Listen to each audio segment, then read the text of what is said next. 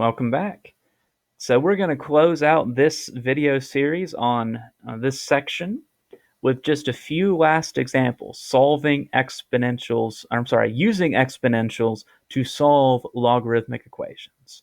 And again, this is just a problem-solving tool. It does have applications. We demonstrated that with the business example previously.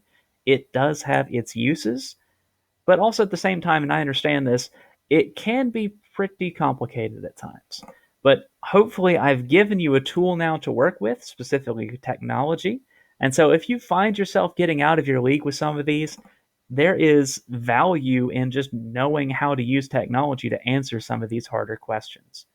But we'll work through these by hand here today in the next 4 minutes or so. So first one here, I've got 1/4 of x, log of x minus log of 100 equaling 2. And no matter what type of complexity you're looking at, no matter what level of complexity you're looking at, it's always going to be the case that first we'll solve for the logarithm, and then we'll take the exponential, and then we'll do what we have to after that.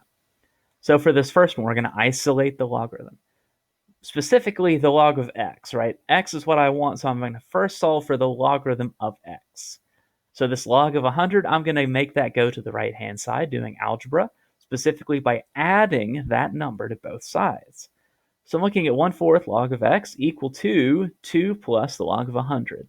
And now I'm getting tired of writing the log of 100 because, well, log of 100, 10, right, base 10, raised to what power is 100? Well, 10 to the second power. So this expression here, log of 100, is just 2. This right-hand side is just 4. So let's just use 4 here. Then, of course, I multiply both sides by 4, doing a little bit more algebra here. And I'm looking now at the log of x equal to 16. So now I will apply the inverse. I will make an exponential. I'm picking base 10 because this logarithm is base 10. And when your bases match, they undo each other. So 10 to the log of x is just x. And x is now equal to 10 to the 16th power.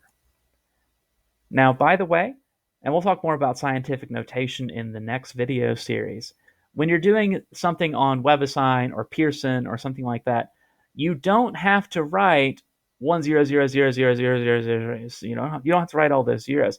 You can give answers sometimes, actually usually I imagine, in scientific notation. So you can type 10 to the 16th and be done with most assignments and be correct too. Moving on. We've got natural log of x minus the natural log of 2 equal to 19. A couple of strategies here. You could, if you wanted, combine these two logarithms to be natural log of x over 2. You could do that. Honestly, though, just keep it simple. Let's not bust out those properties unless we really need to. Let's just isolate the logarithm, add natural log of 2 to both sides. So I'm looking at natural log of x equals 19 plus natural log of 2.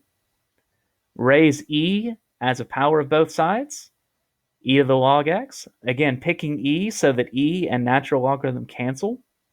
And I'm left just with x equals e raised to all that stuff.